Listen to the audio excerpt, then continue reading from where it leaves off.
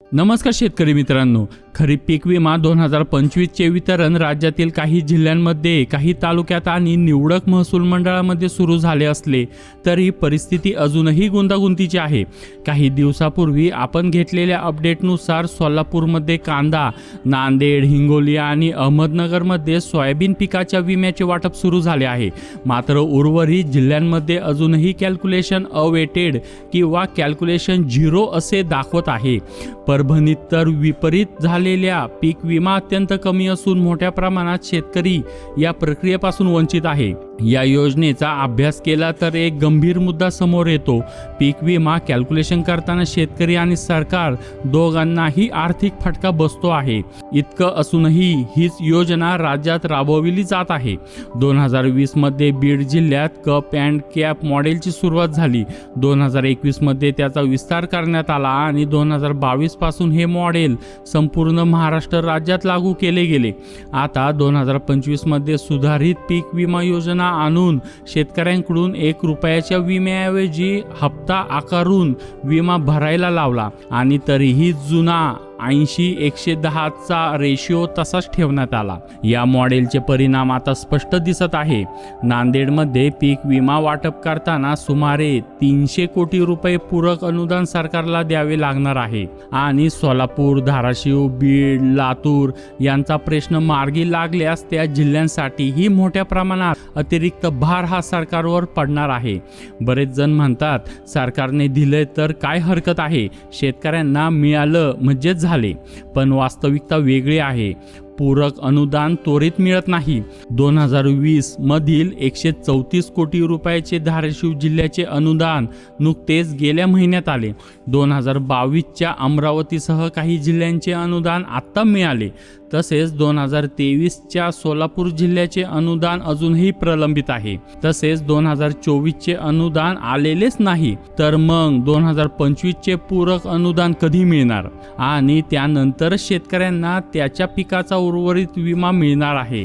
ज्या शेतकऱ्यांचे कॅल्क्युलेशन झाले आहे त्यांना 3 रकमा दाखविल्या जातात. एक म्हणजे टोटल क्लेम अमाऊंट, दुसरे पेएबल क्लेम अमाऊंट आणि तिसरं म्हणजे पेंडिंग क्लेम अमाऊंट. कंपनी केवळ पेएबल अमाऊंट देते आणि उर्वरित रक्कम केंद्र व राज्य सरकारकडील अनुदान मिळाल्यावरच दिले जाईल असा स्पष्ट संदेश तिथे दिला जातो. त्यामुळे जरी जिल्ह्यांना 800 ते 900 कोटीचे विमे मंजूर झाले असे दाखवले तरी शेतकऱ्यांच्या खात्यात प्रत्यक्ष जाणारी रक्कम अत्यंत मर्यादित असते. उरलेला भार सरकारवर ढकलला जातो.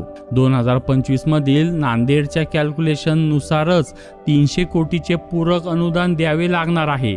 मागील वर्षाचे अनुदान बाकी असताना हे नवीन अनुदान त्वरित मिळेल अशी अपेक्षा ही चुकीची आहे. म्हणजेच शेतकऱ्यांना हा विमा मिळण्यासाठी वर्षानुवर्ष वाट पाहावी लागणार आहे. कप अँड कॅप मॉडेलनुसार विमा कंपन्यांना अंमलबजावणी खर्च म्हणून 20% रक्कम मिळते. त्यामुळे कॅल्क्युलेशन कमी झाले किंवा विमा कमी वाटप झाला तरी कंपन्यांना काहीही फरक पडत नाही. उलट उरलेली रक्कम सरकारलाच उचलावी लागते. कॅल्क्युलेशन अवेटेड आणि कॅल्क्युलेशन 0 अशी 2 वेगवेगळी परिस्थिती सध्या जिल्ह्यांमध्ये दिसत आहे. निवडणुका संपसपर्यंत अनेक अधिकारी दौऱ्यावर आल्याने या फायली प्रलंबित आहे. अधिकारी परतल्यानंतर तक्रार निवारण समितीच्या बैठका होऊन कंपन्यांच्या अपेक्षावर निर्णय होणार आहे. अपेक्षा मान्य झाले तर कॅल्क्युलेशन अवेटेड असलेल्या शेतकऱ्यांना क्लेम हा 0 दाखविले जाऊ शकते. आक्षेप फेटाळले गेले तर काहींना रक्कम वाढवू शकते. पण ही संपूर्ण प्रक्रिया 1-2 महिन्याची नसून वर्षानुवर्षाची आहे. धाराशिवचे उदाहरण घ्या. 2020 पासून आज 2025 पर्यंत तारीख मागेच ढकलली जात आहे.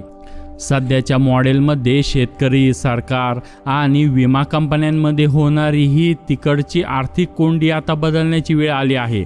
राज्यातून हे 80-110चे मॉडेल रद्द करून थेट अनुदान सारख्या सुलभ व तातडीने लाभ देणाऱ्या योजना लागू करणे आवश्यक आहे. सध्या ज्या शेतकऱ्यांना कॅल्क्युलेशन 0 दाखवत आहे त्यांनी समजून घ्यावे की त्यांचा विमा नामंजूर आहे. ज्या शेतकऱ्यांचा अवेटेड स्टेटस आहे त्यांनी पुढील निर्णयाची प्रतीक्षा ठेवावी आणि कमी रक्कम दाखविल्याच्या प्रकरणाबाबत आवाज उठवणे अत्यंत गरजेचे आहे. अपेक्षा घेतल्याशिवाय कॅल्क्युलेशन सुधारणार नाही। जिल्ह्यांमध्ये जिथे फक्त निवडक मंडळामध्येच हवामान पिकाचे नुकसान जास्त झाल्याने विमा मंजूर झाला, उदाहरणार्थ सोलापूरचा कांदा, तिथे कंपनीने आपली जबाबदारी पूर्ण केल्याचे दाखवून वाटप केले आहे। पण जिथे संपूर्ण जिल्ह्याचे नुकसान मोठे आहे तिथे बॅलन्स क्लेम अमाउंट फक्त सरकारच्या पूरक अनुदानावरच अवलंबून आहे आणि हे पूरक अनुदान वर्षानुवर्ष मिळत असल्याने शेतकऱ्यांच्या हातात लगेच काहीच येत नाही। एकंदरीत पाहता शेतकऱ्यांनी मेहनतीने कमवलेला पैसा देखील या योजनेत अडकतो आहे।